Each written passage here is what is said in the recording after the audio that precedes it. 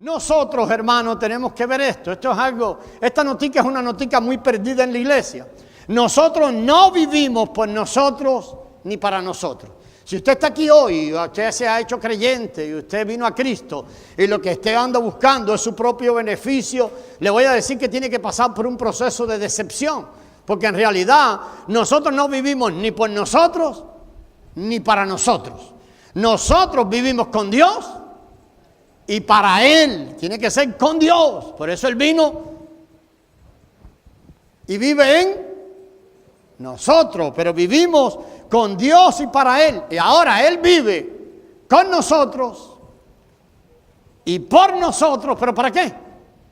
Para lograr lo que Él desea. Para obtener lo que Él desea. Entonces, si usted mira este cuadro y lo pone en orden, se da dando cuenta de que Dios está llevando adelante su plan, y lo que vemos todos los días y lo que está pasando dentro de usted es el obrar de Dios para obtener lo que Dios quiere obtener. O sea que esto nos lleva a hacer un enfoque y enfocarnos en el plan y en el propósito de Dios.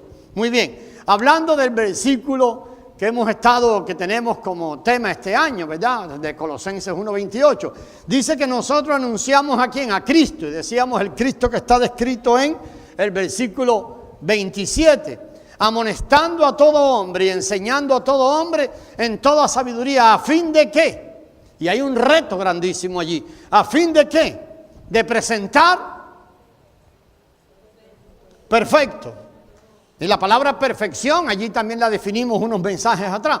Hablamos de presentar pleno, y ese es el deseo de Dios, de presentar completo, maduro, a todo hombre en Cristo Jesús. Este presentar perfecto no apunta a cosas externas o a técnicas humanas. Por mucho tiempo la iglesia ha querido presentar perfecto a los creyentes. ¿Pero cómo lo hemos hecho? Bueno, pues un poquito de leyes. Vamos a impedirle a los hermanos que se vistan de tal manera. O vamos a pedirles que hagan tal cosa y vamos a ser rigurosos en eso.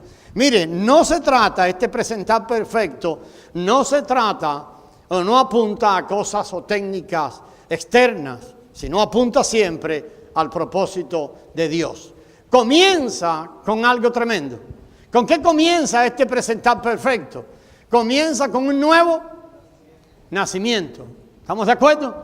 El presentar perfecto comienza con el nuevo nacimiento. Y después que la persona ha nacido de nuevo, y déjenme hablar un poquito de esto, la persona no nace de nuevo. En la persona algo nace de nuevo. ¿Sí o no? Algo nace de nuevo. Algo tiene que nacer de nuevo. Y entonces, en vez de hablar de algo, ya hablamos de quién. Hay alguien que nace de nuevo en nosotros. El apóstol Pablo llama a este alguien que nace de nuevo, ¿quién? ¿Cómo le llama? Cuando él ora por la iglesia, allá en Efesios 3:16, ¿cómo dice? Oro para que seáis fortalecidos con poder, ¿dónde?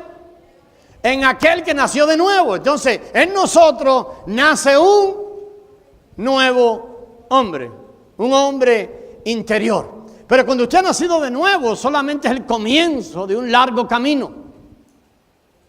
Algunos de nosotros hemos estado transitando este camino por muchos años.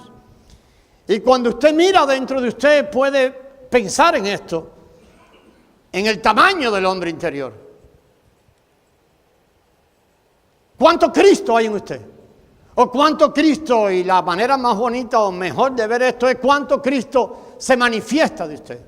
Hay hermanos que tal vez han estado mucho tiempo en la iglesia, cuando usted lo oye hablar, la Escritura dice que de la abundancia del corazón, y cuando usted lo oye hablar, usted dice, ¿qué pasó? Está ausente de lo que hay adentro, o lo que estoy oyendo no es Cristo. Entonces eso nos lleva a pensar dos cosas. Las personas o no entienden este proceso, o simplemente tenemos que ir al principio. ¿Cuál es el principio? A ver, lo vuelvo a poner. ¿Cuál es el principio? Tiene que haber un nuevo nacimiento. Tiene que haber un nuevo nacimiento. Y de ahí en adelante pues vendrá ese proceso que es bendito, es un proceso bendito, pero es un proceso también doloroso. ¿Por qué es doloroso? Porque en la medida que el hombre interior o el nuevo nacido comienza a crecer y a desarrollarse, la vieja naturaleza tiene que ir siendo llevada ¿a dónde? A la muerte. Muy bien, entonces ese es un proceso doloroso, porque es un proceso bastante doloroso. Entonces el camino a la perfección, y si estamos hablando de la perfección, estamos hablando de la plenitud, estamos hablando de la llenura, estamos hablando de aquel deseo expresado por el apóstol Pablo, aquella revelación que el apóstol Pablo tiene en Efesios capítulo 4, cuando él decía de presentar perfecto, de la plenitud del Hijo, de crecer hasta la plenitud del Hijo. Entonces, pero nos damos cuenta, hermano, que en el camino a la perfección tiene que haber un cambio de vida. ¿Por qué? Porque la vida natural no puede seguir a la perfección. Por eso es que Él trajo en nosotros un nuevo hombre. ¿Quién es el que sigue a la perfección? El único que puede seguir a la perfección, como decía el Salmo 24 que leímos hace un rato. ¿Quién subirá al monte de Jehová? ¿Quién irá al lugar santo? Y después el salmista empieza a decir, a ver, los limpios de manos, los de corazón puro, ¿no? A ver, entonces usted empieza a decir, yo creo que yo no subo ahí.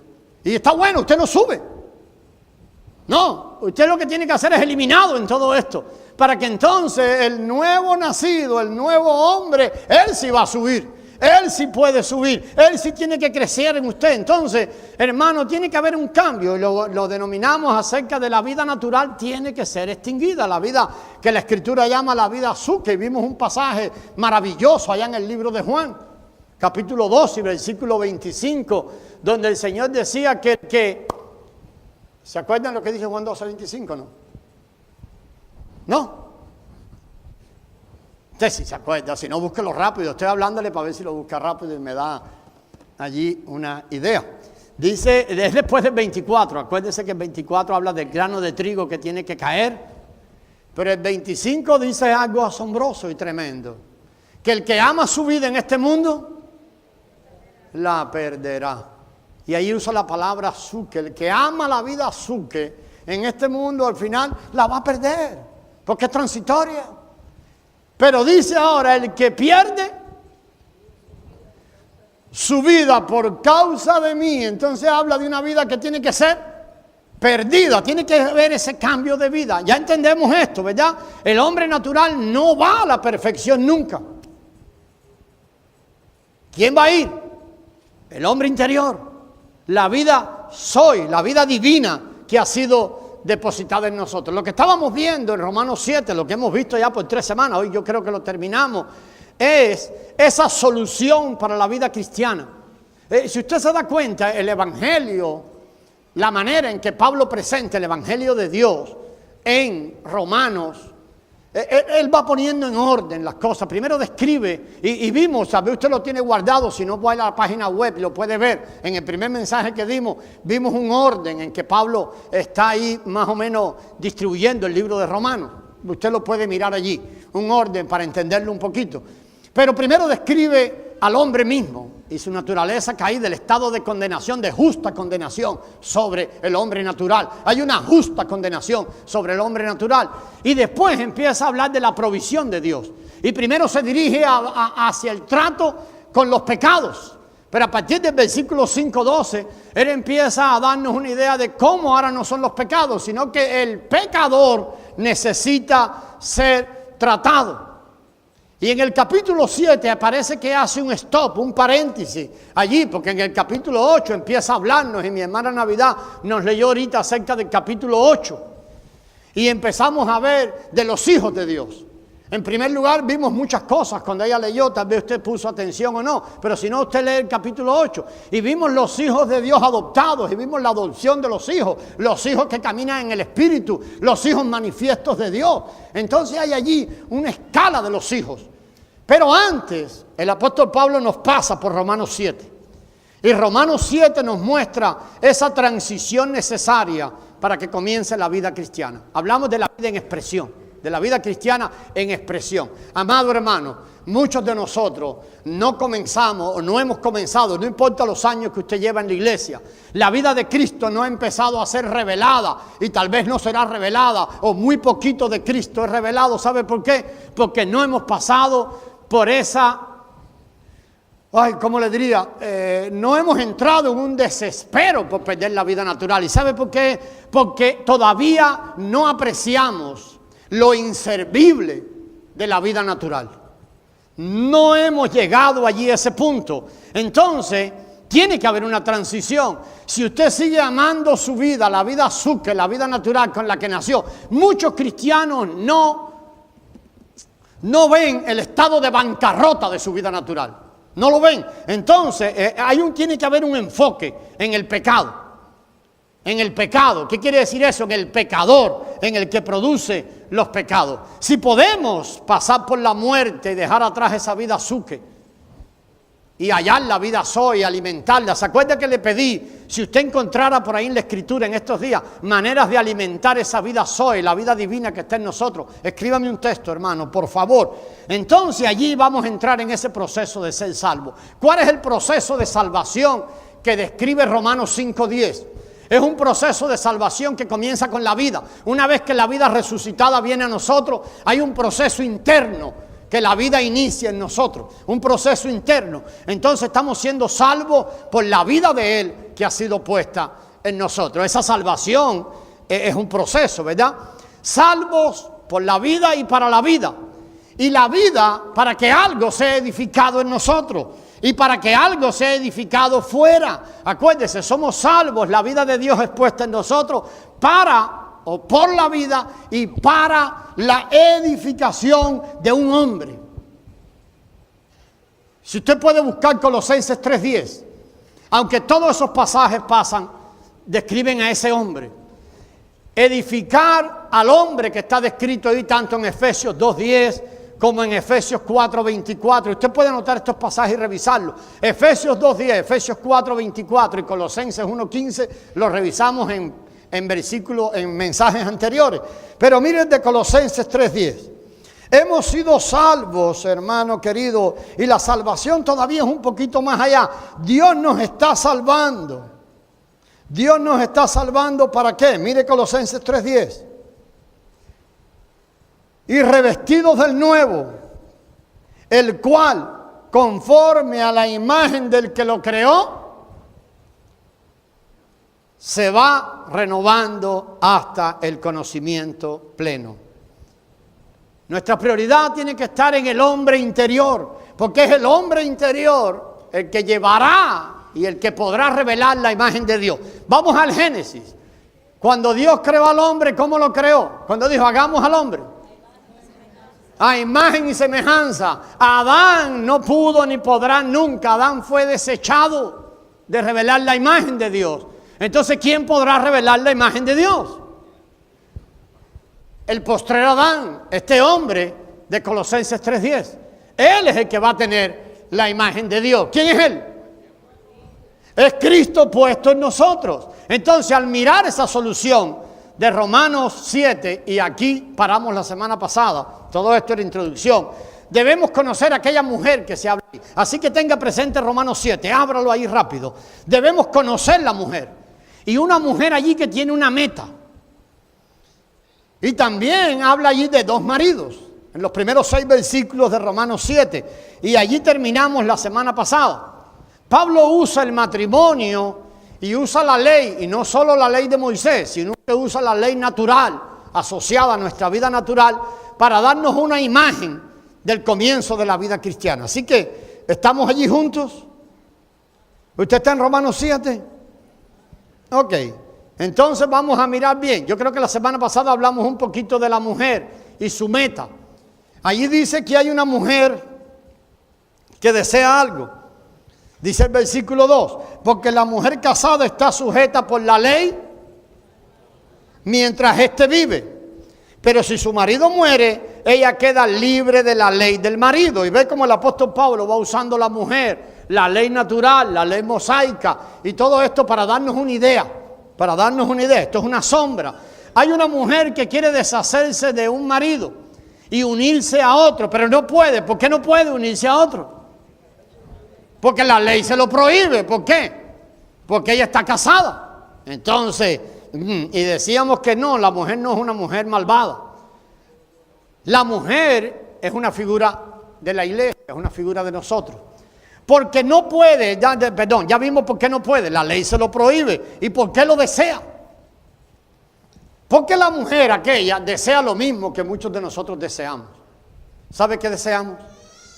Revelar la imagen de Dios. ¿Sí o no?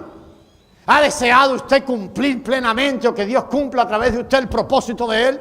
¿Se lo ha pedido en oración 1 y 1000 veces al Señor? Sí, ¿verdad? Muy poquito, sí. Eso es muy penoso. Pero usted se lo ha pedido al Señor. Pero ¿sabe lo que pasa? Que posiblemente necesitamos entender esto. ¿Qué tiene que suceder para que aquella mujer se una a ese segundo marido? Vimos que el marido tiene que morirse para que ella quede libre de la ley. Eso es lo legal. Pero ¿sabe lo que pasa? Que el marido no tiene planes de morirse. Entonces, ¿qué hace la mujer? Lo va a envenenar. Entonces usted tiene que tratar de mirar quién es el primer marido, quién es el segundo marido, y ahí es que veníamos. El primer marido, entonces, ¿quién es? Ella no puede salirse de ese primer marido. ¿Por qué no? Porque está vivo, solo muerto, pero él no quiere morirse. Y ella no puede matarlo porque será acusada de asesinato. Tampoco puede casarse con el otro porque será acusada de adulterio. Y déjeme decirle esto, el segundo marido, ya usted sabe quién es. ¿Sí o no? El segundo marido es Cristo. Entonces, si empezamos a mirar esto, nos damos cuenta que para nosotros poder cumplir plenamente el propósito de Dios, tenemos que salir del marido que tenemos ahora. ¿Cuál es el marido que tenemos ahora? Una naturaleza que nació con usted, con la que usted está casado, nació allí y esa naturaleza no quiere morir. No quiere morir. Y a esa naturaleza y a la ley asociada con ella, nosotros queremos vivir con el segundo marido, pero aquella naturaleza constantemente está ahí molestándonos. Aquella naturaleza no nos quiere dejar, no nos va a dejar. Entonces la solución allí apunta a los 3 versículos de Romanos 7, del 4 al 6. Miren, no, yo los puse aquí para que usted no los tenga que buscar, pero si los quiere ir leyendo, dice así: así también vosotros, hermanos míos, habéis muerto a la ley mediante el cuerpo de Cristo, para que seáis de otro. La única manera que aquella mujer tiene de casarse con el otro marido es que muera ella.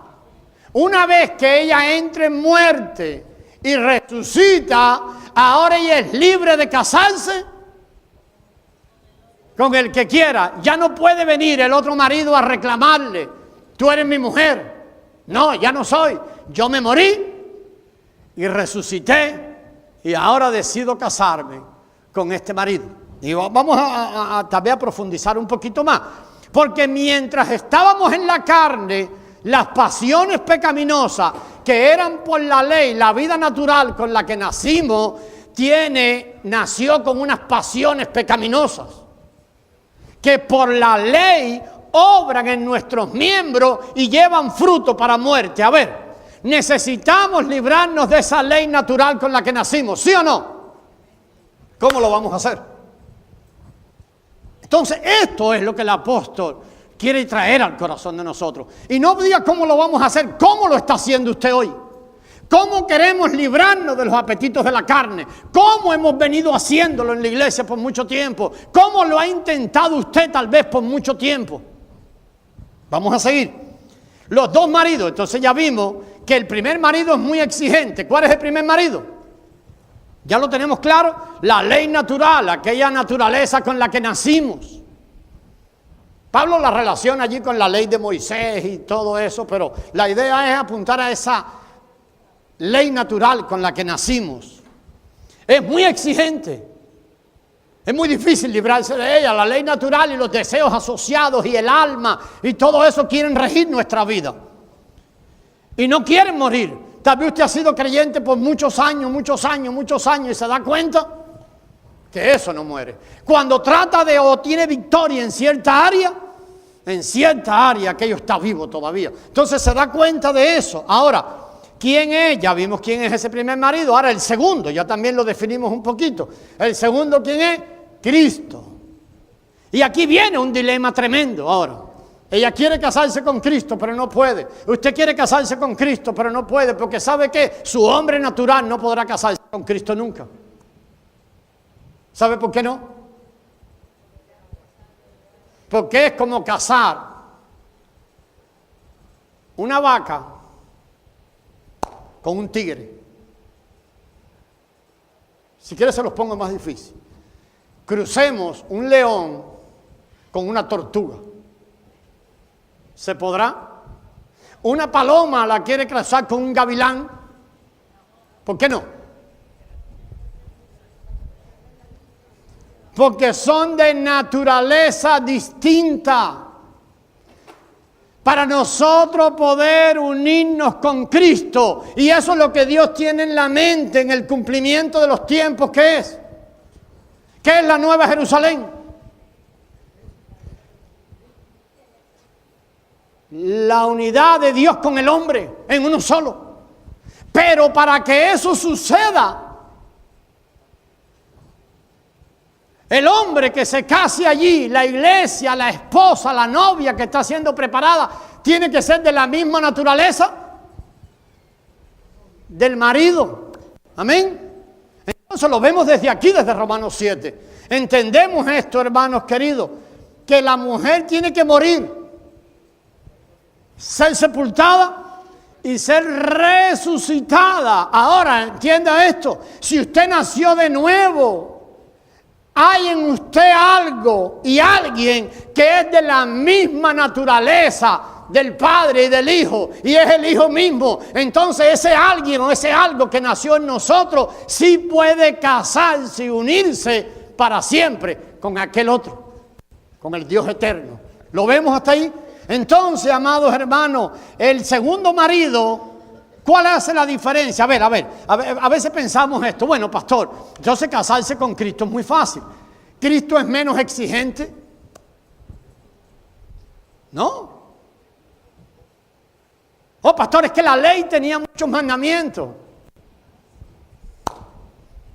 ¿Y el Nuevo Testamento, si usted quiere verlo y revisarlo? ¿Tiene o no? ¿Sabe cuál es la diferencia, amados hermanos? Que esa unión nos regresa a algo tremendo desde el deseo de Dios en Génesis. Cuando Dios creó al hombre, lo puso en el huerto y lo puso frente a ¿qué? A dos árboles. ¿Se acuerdan? Y le dijo, de todos los árboles podéis comer. Allí estaba el árbol, estaban todos, pero habían dos. El árbol del conocimiento, y la única ordenanza que le dio fue no comas de ese. Porque si comes de ese, morirá. Entonces, ¿cuál era el plan de Dios revelado allí? Y lo vamos viendo en el desarrollo en la Escritura. Era que el hombre comiera del árbol de la vida. El hombre no fue creado, el hombre no puede operar sin la vida de Dios en su interior. Pero llegó Génesis 3. Y el hombre escogió comer ¿de qué árbol? Del árbol del conocimiento del bien y el mal. Y el hombre no recibe la vida de Dios dentro de él. Por eso es que viene la redención. Y por eso es que Cristo viene a morar en nosotros. Ahora, ese hombre nuevo en nosotros es muy exigente. Cuando usted ha recibido a Cristo y usted ha nacido de nuevo, en usted se despierta algo que es sumamente exigente. ¿Sabe cómo se llama? La conciencia. Allí en el espíritu. Ahora hay un espíritu nuevo puesto en nosotros. Está el espíritu de Cristo que viene para despertarnos, para hacernos resucitar. Y el espíritu de Dios en nosotros. Y la conciencia activada. ¿Y sabe qué pasa? Que exige mucho la conciencia. ¿Y qué hacemos nosotros con la conciencia? Cuando empieza a señalar y a decir eso no es, y esto es lo que requiere, y esto es lo que está impidiendo que el hombre interior crezca y se desarrolle. ¿Sabe qué tratamos de hacer con la conciencia? Nosotros la compramos. Yo no me acuerdo cómo se dice esa palabra. Sobornar. Buenísima la palabra. ¿Sabe cómo usted la soborna? con cosas buenas, muy bien, hermano Cristian, pero si yo voy todos los domingos a la congregación, esta semana fui 3 veces a la cita con el Padre. ¿Sabe por qué usted fue? Para tratar de apagar la conciencia que lo está quemando. Bueno, mi hermana dice que fue por tomar café, imagínense, peor. Pero si fue por apagar la conciencia, entonces empezamos a sobornar la conciencia con obras y obras y obras y obras. Peor. Pero ¿sabe lo que pasa? Que la conciencia activada por el Espíritu de Cristo, que ha traído a Cristo a nuestro interior, y por la obra del Espíritu Santo, usted no lo puede comprar. Esa conciencia seguirá martillando y martillando. ¿Sabe para qué? Para enseñarle aquello que tiene que ser abandonado. Para que usted pueda tomar la cruz personal y entonces seguir caminando a la perfección. Pero ese marido nuevo, que es Cristo, sí es exigente. Ese hombre interior creciendo dentro de nosotros, porque lo quiere todo. Lo quiere todo, hermano. Tiene todo. El alma tiene que ser tomada por él, para que al final la voluntad pueda ser también tomada. Pero ¿sabe la diferencia? Y esto es glorioso, que el primer marido pedía pero no ayudaba.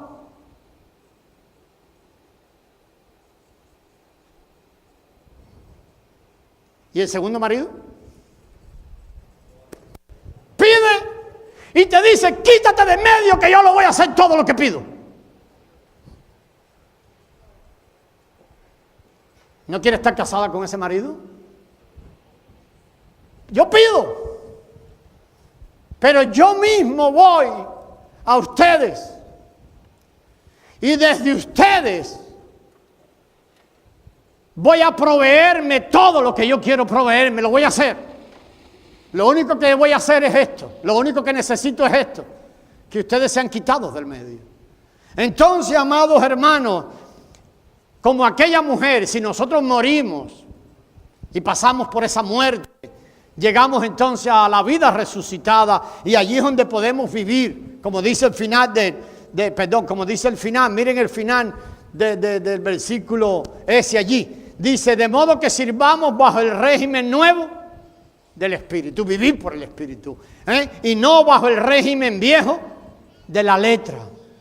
Poder vivir por la vida resucitada que ha sido puesta en nosotros. Entonces ese proceso tiene que venir, pero ¿sabe cuándo va a venir? Por eso repetimos de nuevo, ahí comienza la transición. La transición comienza, hermano, cuando nosotros perdamos toda confianza en nosotros mismos.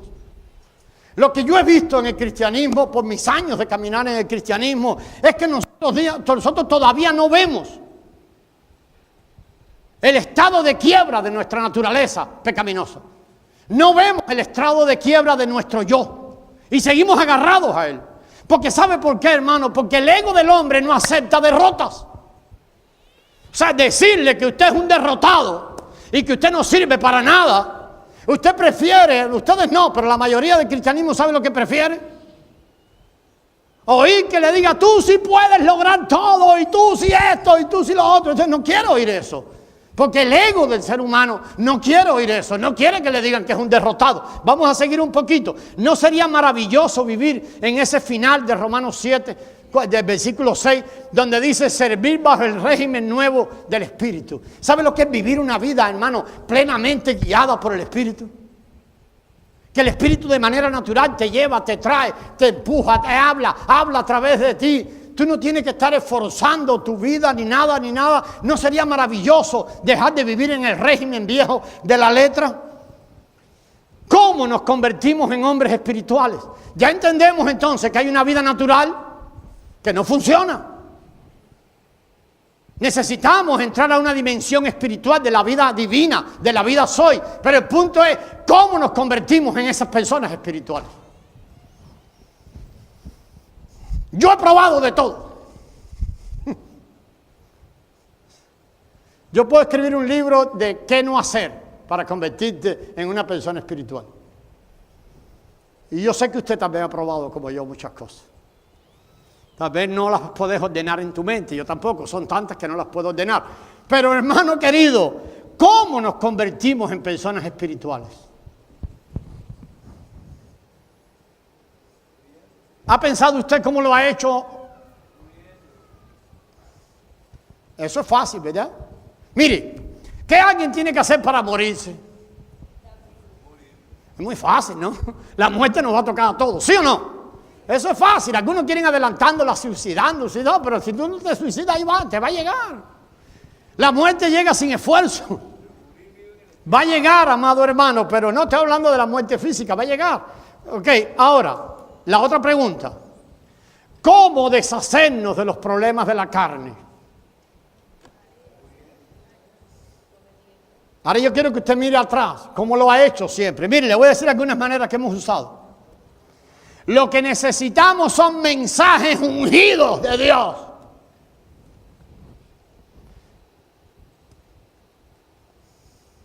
Congregarnos. Mire, congregarnos puede servir, pero mucha gente se vuelve más carnal cuando se congrega. ¿Sí o no? En esta iglesia no pasa. Pero yo he visto gente con 30 años en el evangelio más carnales que cuando empezaron. Y son ratones de iglesia. Congregarnos no resuelve el problema. A veces, hermano, te estoy diciendo que no te congregues. No, estoy yendo contra lo que dice no dejen de congregarnos, no.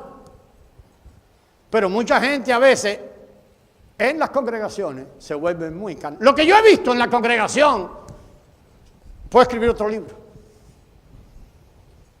Lo que he visto pasar. Mucho cuidado. Mensajes ungidos lo que necesitamos. Necesitamos un tremendo hombre de Dios que... Cuidado, cuidado. Consejería. Lo que necesitamos es usar los elementos que hemos aprendido en el mundo y la consejería y toda esa historia. Mandamientos. Oh, la iglesia pasó por mucho tiempo por esto. No, no. Aquí lo que hay que poner es mandamientos. Y vamos a poner leyes. Y hay una parte siempre que está gritando por eso. En nuestra congregación las cosas se hacen así. Yo trabajé con un hombre muchos años. Un hermano en Cristo. Y me decía, cuando empiece el servicio te paras en la puerta. Y todo el que llegue tarde me lo aguantas ahí afuera. Y yo era un criminal, hermano. Yo era por la ley. Me paraba en la puerta y le decía a los hermanos, no les da vergüenza. No les da vergüenza. No entran todavía porque ahora los hermanos están orando y ustedes van a interrumpir la unción. Qué sé yo cuántas palabras les decía. Oiga lo que la hermana está diciendo allí. Entonces yo los volvía más pecaminosos. Ella sabe el secreto. Yo nunca se lo hice a ella, pero ella sabe el secreto. ¿Cómo nos volvemos más pecaminosos? Haciendo eso. Pero ahí lo vamos a ver después. Hoy, ayuno. Oh, pastores, que el ayuno es la solución. Aislarnos del mundo, eso lo hacen los Amish. O los otros que hay por ahí. Hay muchos grupos de eso. La pregunta es esta. ¿Se han vuelto más espirituales? No. ¿Han podido resolver sus problemas de la carne? Cuando están solos, ellos, lo que brota de su mente sigue siendo tan carnal como antes de hacer todo lo que hicieron. Hay un pasaje maravilloso en el final del capítulo 2 del libro de Colosenses. El apóstol habla de cuando la iglesia o ciertos grupos en la iglesia empezó a practicar. ¿Se acuerda que dice no manejen, no tomen, no gusten, culto a los ángeles? Todas esas cosas, dicen, lucen muy espirituales, pero no tienen valor alguno contra los apetitos de la carne. ¿Cómo nos volvemos espirituales? Y ahí está el secreto. Tenemos que regresar a la mujer del cuadro de Romanos 7. Para la mujer poder casarse con el otro y poder casarse con Cristo y poder vivir según el régimen nuevo del Espíritu, tenía que pasar por la muerte, tenía que ser sepultada, tenía que resucitar y así ser unida a Cristo para poder ser libre de la ley y llevar fruto por el nuevo régimen y no por el régimen de la letra. El plan de Dios, hermanos, su deseo es librarnos de todas esas leyes y todos esos inventos de nosotros. De todas las leyes, de todos los inventos, para vivir lo que es invivible. Escucha, hermano querido, desde su naturaleza pecaminosa, natural, es invivible la vida que es Cristo. La naturaleza pecaminosa, natural con la que nacimos, no puede vivir la vida de Cristo. Pero ¿sabe lo que pasa? Que yo solo puedo repetir toda la semana. Pero usted tiene que verlo tiene que ser revelado a usted. Tiene que ser revelado, hermano. Y entonces nosotros demos lugar al único recurso. ¿Se acuerda cuando Cristo dijo, edificaré mi iglesia? Era Él. ¿La voy a edificar con qué? Con Él mismo, como material. Entonces, amados hermanos, desde el inicio, le hablamos en Génesis, Dios planeó que el hombre viviera por el árbol de la vida. Mateo 23, el Señor Jesucristo habla a los fariseos. Mateo 23, 4. Y rápido lo leemos ahí, rapidísimo. A ver, si yo lo encuentro, usted lo encuentra también rápido. Mateo 23, 4. Mire lo que le dice. Porque atan cargas pesadas y difíciles de llevar. La ponen sobre los hombros de los hombres, pero ellos ni con un dedo quieren moverla. Hay una versión que dice, pero ellos ni ayudan a los demás a cumplirla. Escucha, hermano, nosotros podemos poner muchas regulaciones y regulaciones y regulaciones, pero las regulaciones no ayudan al hombre a volverse espiritual. Es más, lo que vamos a descubrir allí es que hacen todo lo contrario. Vamos a regresar a Romanos 7. Eso es lo que decía mi hermana Magali. Romanos 7. Mire qué tremendo cuando usted le pone mandamientos al pecado. ¿Qué es el pecado? El pecado es el hombre natural, el pecador, el pecado. Cuando usted le pone ley al pecado, ¿qué hace? Mire lo que pasó con el apóstol Pablo, lo que él recibe y nos deja ver. Más el pecado, estamos leyendo en Romanos 7, 8, ¿lo tienen? El pecado, tomando ocasión por el mandamiento, produjo en mí toda codicia. ¿Fue bueno el mandamiento? No. Entonces, cuando nosotros ponemos mandamientos a la gente, ¿qué estamos haciendo? Los estamos matando. Creemos que vamos a obtener gente espiritual. Pero ¿cuál es la verdad? Los estamos matando. Dice, yo sin la ley vivía en un tiempo, pero venido el mandamiento, el pecado revivió. ¿Y qué más? Y yo morí. Y hallé que el mismo mandamiento que era para vida, la idea del mandamiento, ¿cuál era? Para que produjera vida. Pero el mismo mandamiento que era para vida, a mí me resultó para muerte. Porque el pecado, tomando ocasión por el mandamiento, me engañó y por él me mató. Esto pasa siempre. Esto pasa siempre. Entonces nosotros tenemos que pedirle a Dios el alejarnos de ahí, hermano. No tenemos la habilidad de vivir la vida cristiana. ¿Usted está convencido de eso? Lo sabe, ¿verdad? Por lo menos lo sabe hoy. Si no lo sabía, escuche. Usted no puede vivir la vida cristiana. ¿Por qué?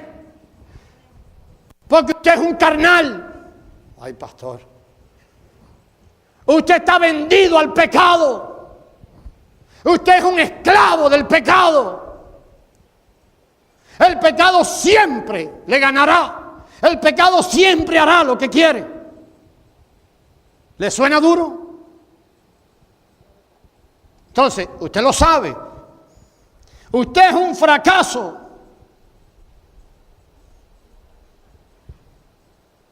Hermano, hasta que lleguemos ahí y entendamos esto, y esto tiene que ser revelado. No, yo no le hablo de entender aquí. Entonces vea que usted es un fracaso. ¿Sabe lo que usted hará? Se tirará de bruces delante del Señor y caerá fulminado delante del Señor diciéndole: ten misericordia de mí. Soy un hombre de labios inmundos y habito en un pueblo de labios inmundos. ¿Se acuerdan de Isaías? ¿Se acuerdan de Pablo? Pablo iba a Jerusalén. ¿A Jerusalén iba Pablo? No, iba para Damasco. ¿No era? Le cambié el rumbo, pero Pablo iba para Damasco. ¿Y sabe cómo iba? Que respiraba amenaza de muerte. Pero ¿sabe de qué iba lleno Pablo? De todo su celo por Dios. Ahora sí voy a barrer a estos del camino. Nadie hizo más daño al cristianismo que Pablo, hermano. ¿Y iba lleno de qué? De celo de Dios. Iba lleno de ley. Es más, Pablo se define como algo. En cuanto a la ley, irreprensible. Si a Pablo leía el Salmo 24, me hubiera dicho, yo voy para el monte. Porque ¿cómo se sentía Pablo? Irreprensible. Y cuando Jesús lo topa, ¿qué le dijo? Pablo, ¿por qué me persigue? ¿Está viendo que quien persigue a la iglesia persigue a Jesús? ¿Lo ve? ¿Está viendo que Jesús y la iglesia son lo mismo? Por favor, hermano, usted puede entender esto. El asunto es admitirlo. De nuevo, esto tiene que ser revelado por el Señor. Pastor, ¿y qué hago entonces? Muérete, ríndete, humíllete, humíllete. No lo intentes más. Mire, lo que yo he visto es esto. Cuando el Señor empezó a enseñarme esto, a mí le voy a decir cuántos años hace, 23 años, 25. Yo soy enamorado del texto de Colosenses 1:27. Fue mi texto preferido desde hace 30 años en la Escritura. Que decía Cristo en nosotros, la esperanza de gloria. Pero yo no entendía mucho.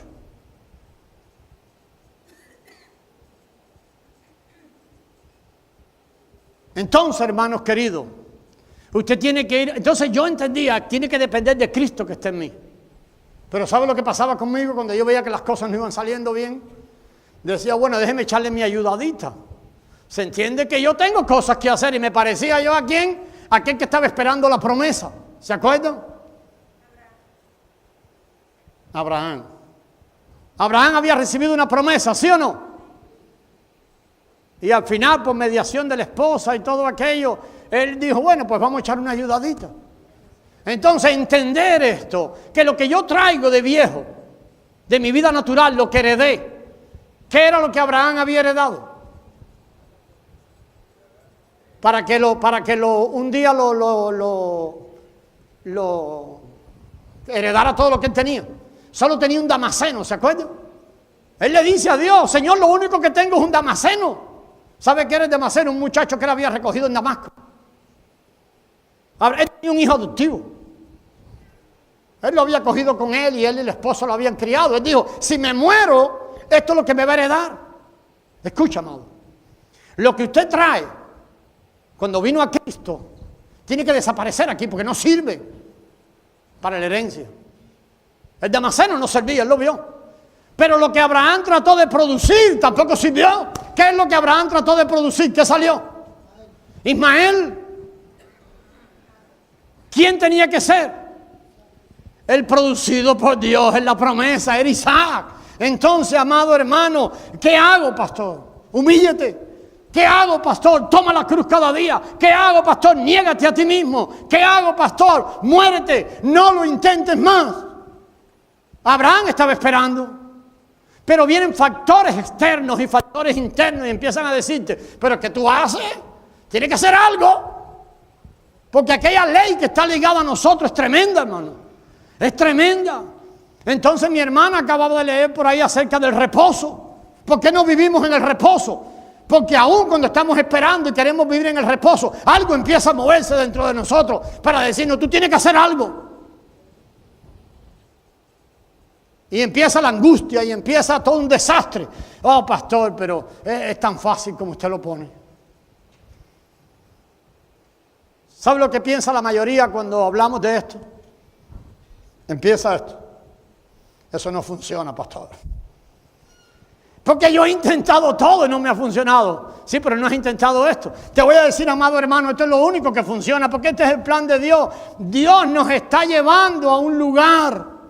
Cuando mi hermana leía la Escritura, está diciendo eso. Dios, allá en Romanos 8, Dios nos está llevando a un lugar donde pueda hacer contigo lo que Él quiera. Dios nos está llevando a un lugar donde no nos quede otro remedio que ¿qué? Que rendirnos. a sus hijos los va a llevar a ese lugar. Un lugar de frustración. ¿Pero de frustración con qué? Con tu vida natural. Que llegues, estés de acuerdo con él y digas, verdad que yo no sirvo para nada. Necesito morir. Pero no te me quedes ahí. Necesito ser enterrado. Pero necesito unirme a Cristo. Y no lo puedo hacer si no es con la vida resucitada. Porque es la vida resucitada la que es de la misma especie, la misma naturaleza de Cristo para poderse unir. Entonces Dios, el trabajo de Dios, la obra de Dios que llamamos hoy es llevarnos hacia allí. Un lugar para que nos rindamos y veamos que solo podemos vivir por la vida resucitada. Y allí comienza, pastor, has dicho 3 veces esto, sí, allí comienza la transición. Para entonces poder vivir la vida cristiana. La vida cristiana no es decir yo soy cristiano. Es Cristo viviendo. Es Cristo viviendo, es Cristo viviendo. Todo lo demás se queda aquí. Es Cristo, es Cristo, es Cristo, es Cristo para afuera. Es Cristo cuando usted habla, es Cristo, es Cristo, es Cristo. Es la vida resucitada siendo manifestada. Es la vida cristiana, es Cristo. Una de las cosas que el cristianismo necesita hacer pronto para que venga la próxima restauración sobre la iglesia es redefinir lo que es un cristiano. Un cristiano no es uno que oró una oración para recibir a Cristo. Tal vez nació de nuevo. Estoy esperando que sí, que lo hizo convencido por el Espíritu Santo. Un cristiano no es uno que habla de Cristo. Es uno que vive por Cristo. Amén. Eso es un cristiano. Uno que toma todos los recursos para vivir de la vida resucitada que ha sido puesta en él. Tenemos que redefinir esto, amados hermanos. Por eso ahí comienza y tiene que venir una entrega total, porque si yo no puedo, ahora tengo que humillarme, tengo que rendirme. Entonces empieza a tomar sentido lo que Cristo dijo en Lucas 9:23. Si ustedes quieren vivir la clase de vida que yo vivo, ¿qué tienen que hacer? Niéguense a sí mismos, tomen su cruz cada día y síganme. Y llegamos a la vida resucitada en que vivimos en la novedad del Espíritu y no en la ley. Pablo tenía el querer. Cuando leemos Romanos 7, vemos a Pablo con el querer. Vemos a Pablo esforzándose hasta que halló ¿qué cosa? Que en él no había nada. Que él era un carnal, que él era un vendido al pecado. Y Pablo dice que descubrió que en él operaba una ley. La que le llamó ¿cómo? La ley del pecado y de la muerte. La ley a que él no podía vencer. No podía vencer. Entonces por eso oímos el grito de Pablo en Romanos 7:24. Miserable de mí. Allí tenemos que llegar, pero no es un grito de la boca. Tiene que ser un grito clamado desde el Espíritu en nosotros. Tiene que ser un grito que el Espíritu arranca de nosotros. Porque cambiar, amado, de esa vida que a la vida soy, requiere la muerte de la vieja vida. Tiene que morir la vida natural. Todo esfuerzo. Ahora, ¿qué pasa cuando usted lo intenta, pero usted regresa a los esfuerzos? Mire, cada vez que usted regresa al esfuerzo propio, entendemos y deja ver que usted necesita ser liberado. Oh, pastor, tengo demonios. No, necesita ser liberado de la vida natural. Cada vez que usted quiera volver a ese esfuerzo propio, tiene que recordar esto, necesita ser liberado. Dios anhela y busca y prepara un reino de sacerdotes. Amén. Ese fue su deseo revelado en Éxodo 19. Ese fue el deseo que Pedro nos deja ver cuando escribe la carta. Dice, vosotros sois. ¿Se acuerdan de aquello? Real, sacerdocio, nación santa, pueblo escogido de Dios. Dios está preparando ese pueblo. Dios está trayendo y levantando ese pueblo. Que venga a Él, que le ministre a Él, que le queme incienso a Él, que viva para Él y que le ministre a Él. Tenemos que perder toda confianza en la carne. Esto normalmente sucede. Necesitamos caer rendidos para que Dios haga todo lo que quiera. Romanos 8, versículos 6 y 7 nos dice, ¿sabe qué cosa, amados hermanos? Que la mente puesta en la carne es enemistad contra Dios.